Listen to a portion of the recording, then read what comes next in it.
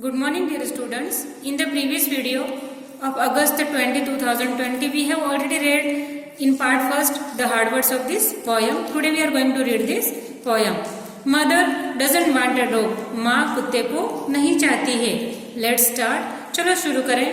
Do you have a pet at home? क्या तुम्हारे घर पर कोई पालतू जानवर है?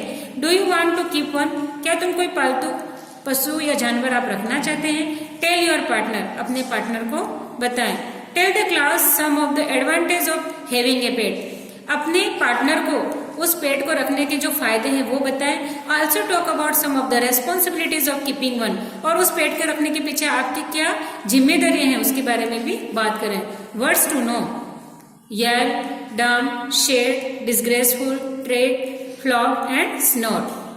Now let's read this funny poem about a child whose mother doesn't want a dog. चलो अब एक मजेदार कविता पढ़ते हैं जिसमें उस बच्चे की जो माँ है वो कुत्ते को रखना नहीं चाहती है या पालना नहीं चाहती है. Mother doesn't want a dog. Mother says that smell and never sit when you say sit or even when you yell. In the first stanza, mother doesn't want a dog because she says they smell. She says when you ask them to sit, they never sit. Even if you yell at them, they do not listen. मतलब माँ अपने बच्चे को समझा रही है कि वो कुत्ता नहीं चाहती है क्योंकि उनमें क्या आती है, स्मेल आती रहती है.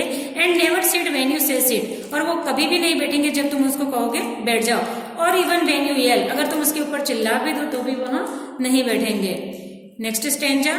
When you come home late at night and there is ice and snow, you have to go back out because the dumb dog has to go. In the second stanza, in a winter when there is snow outside and you come home late at night, you still have to go out again because the dog has to relieve itself. माँ कह रही है कि चाहे कितना भी ठंड का समय हो, अगर तुम कहीं से लेट नाइट भी आ रहे हो लेकिन फिर भी तुमको उस कुत्ते को घुमाने के लिए बाहर जाना ही है. यह समय तुमको उसके लिए निकालना ही है जो उस समय के हिसाब से सही नहीं है. आपको उसके लिए कोई न कोई ये जो जिम्मेदारी है उसको घुमाने की और ये आपको पूरी करनी होती है. इसलिए मम्मी उस कुत्ते को नहीं रखना चाहती है. Third stanza. Mother doesn't want a dog. Mother says they shed and always let the stranger in and bark at friend instead. The poet repeated that mother doesn't want a dog because dogs keep shedding their hair all over the houses. Instead of barking at stranger, they bark at friends and let the strangers come in. मतलब माँ कहती है कि वो कुत्ते को इसलिए नहीं चाहती है कि वो हमेशा क्या करते हैं, जहां तहां घूमते रहते हैं और अपने बालों को ऐसे मुंह हिलाकर गिराते रहते हैं. उनके बाल झड़ते रहते हैं जो बहुत ही फर्श पर गंदा हो जाता है. And always let the stranger in and bark at friend instead. वो अजनबी के ऊपर भी भौंकते हैं और कभी कोई पहचान का भी दोस्त भी आ गया तो भी वो चिल्लाते रहते हैं, भौंकते रहते हैं. इसलिए माँ उस कुत्ते को नहीं रखना चाहती है.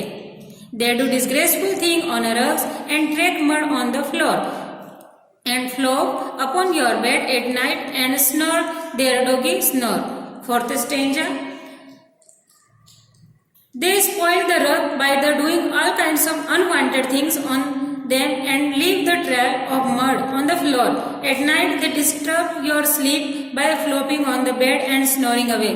मतलब माँ कहती है कि जब वो रग वगैरह पे होता है तो वो हमेशा उसको पैर घुमा घुमा कर उसको खराब कर देता है और जब वहाँ फर्श पर घूमता है तो पूरी मिट्टी मिट्टी कर देता है और फिर वहाँ अपने बिस्तर पर ही जाकर सोता है. और फिर क्या करता है, and snore their doggy snore, और फिर क्या करता है, खर्राटे लेता है.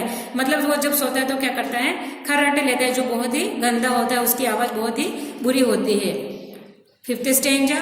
Mother doesn't want a dog, she making a mistake because more than a dog I think she will not want this snake.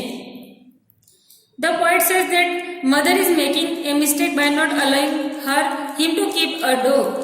That is because the poet has brought home a snake, which mother will definitely not like.